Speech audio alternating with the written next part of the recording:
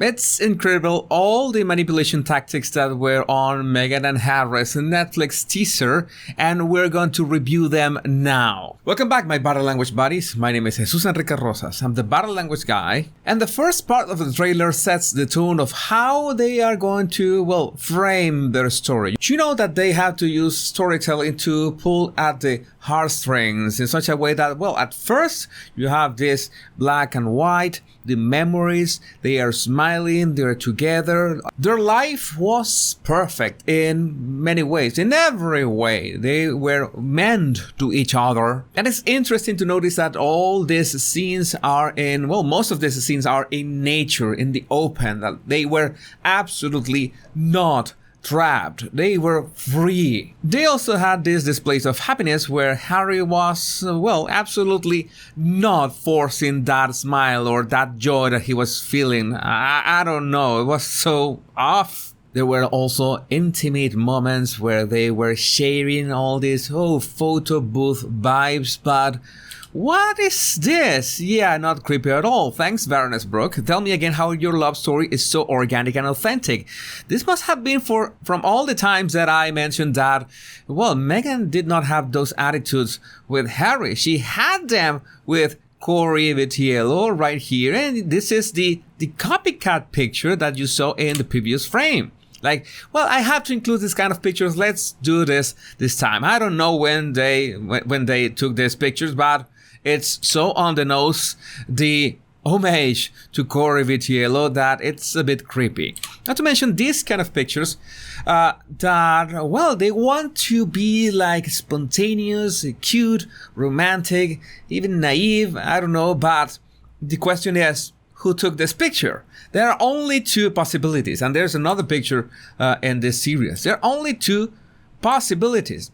One, there was a photographer with them in the kitchen. That is creepy enough, so it can't be an intimate moment because there was someone else with them at that moment taking pictures. Just food for thought. And the other option is that they set up a tripod with a camera, I don't know, filming or the timer. How can I make this not creepy at all? It's either you had a photographer with you or you set up a camera so that the camera could take these intimate shots of you in your kitchen alone. I don't know. Either way, it's creepy as it gets. And most probably it was this event, final month of senior royal duties, because it fits not only with Meghan's dress, but with Harry's pants. It was March 7, 2020. You remember that was the time from this picture that, in terms of body language, is much more descriptive than we have previously seen. And the next frame, something that was talked about on the internet for reasons. And yes, Meghan, I can see through you, pun intended. It's unavoidable that we see the similarities between this picture and the transparency and that picture of Diana. You know, the picture that shook the world before she was even remotely engaged to Charles. Well, that was the one that set it all off, the paparazzi craze. So Meghan, with her yacht hat, wanted to play homage to that too, I guess. This picture, people are saying that, this is proof that they had a photographer following them inside Buckingham Palace, because thanks to very keen observers, they noticed that this is the foyer to the garden at the back of Buckingham Palace. They had a photographer following them inside Buckingham Palace, and they are using those pictures. All right, this must have been, of course, before Brexit. So we have all this. We have this narrative so far that they have been so happy from the start, so happy, Harry and Meghan, and progressively they are going down a road of despair. And that's what takes us to this frame. No one sees what's happening behind closed doors. So yes, and what I found interesting about this picture is that they tried to frame this picture as if Meghan was crying, which she is not. But before we decide that, I want to thank Future Criminal for spotting this. That Hermes blanket costs $1,600.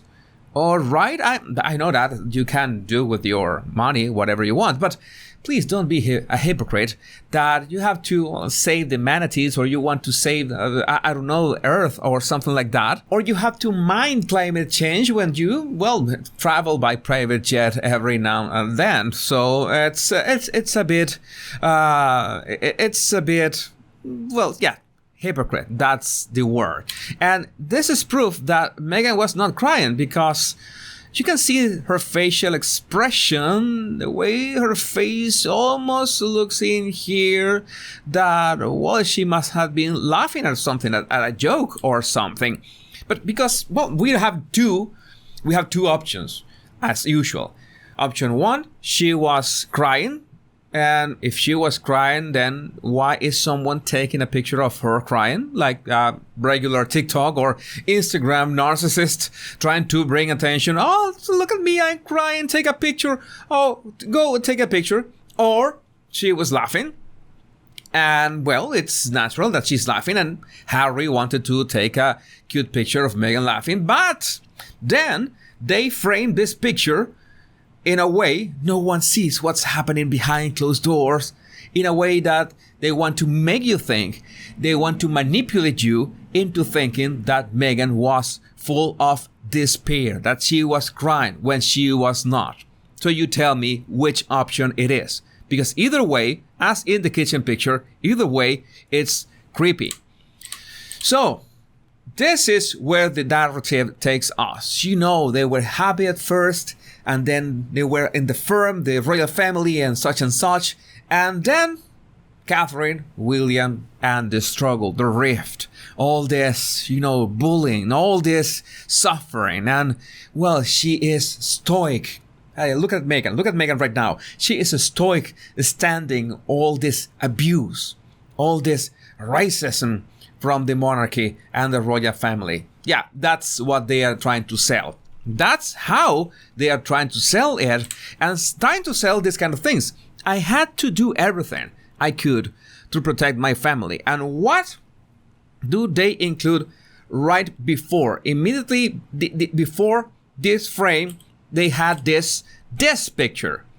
Harry, I had to do everything I could to protect my family. They had this picture.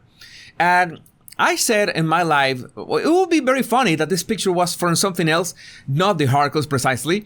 And in fact, keen eyes on the internet discovered that that picture is a stock photography from LME paparazzi. You look for paparazzi and you find that it was taken by Chris Jobs in July 7, 2011. And what happened in July 7, 2011, you might ask? Well, for reference, check out the 4 pillars, the yellow wristband, press pass perhaps, the photographer in checker polo. Oh wait, is that the ginger? This one, right here? Oh yeah, but it's Ron Weasley. It was the premiere of one Harry Potter movie. And that is how we see, this is a picture that Netflix included in the trailer. And you can see this guy with the mariner cap here. This is Harry Potter premiere. This is the same guy here. And the same jacket here over the pillar is the same jacket right here. That's what I was thinking when I saw this picture in LME.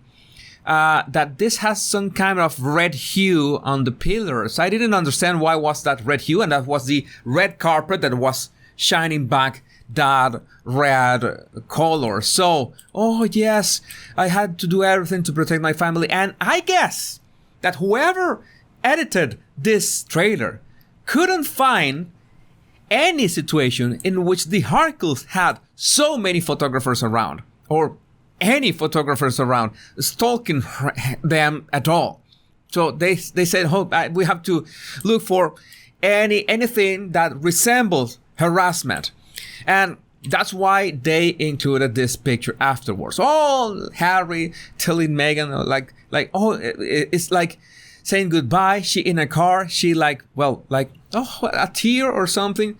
A tear from her left eye. This is the kind of tears that Meghan loves. And just like they are being separated because Harry had to defend and protect his family at all costs. And what is one of the latest ways to pull at the heartstrings is to include Harry and Meghan's pictures as children. That is a way of saying these people were children at some point of their lives, like everyone else. Then how dare you harass and bully and attack some wonderful people that were children at some point of their lives, were innocent, were naive. That is a way of manipulation. That is a way of manipulating people into trying to build that empathy gap. And what do we have near the end? This. Oh my God, Harry exhausted from protecting his family, and Meghan crying, I guess from both of her eyes. And that's how the trailer wraps with Meghan's words, like my story, my version, my everything. And you know that my truth. That is ultimately what Meghan wants to sell. So in that sense, that is the way how they are trying to frame this. They were happy at the beginning. They met. On their own, they were all this joy and being blissful of being with each other in nature in Africa, but inside the walls of Buckingham Palace, or all this pressure from the firm, all this bullying and all this attack from the non-existent paparazzis. And then they decided to do the unthinkable, and they had to just live overseas. This is the narrative that they're trying to sell with this. And yes, I'm willing to watch this documentary frame by frame, so you don't have to. Let me know, what are you expecting from the articles with this, production. My body language buddies, my name is Jesus Enrique Rosas. I'm the body language guy. And remember, much love and bliss.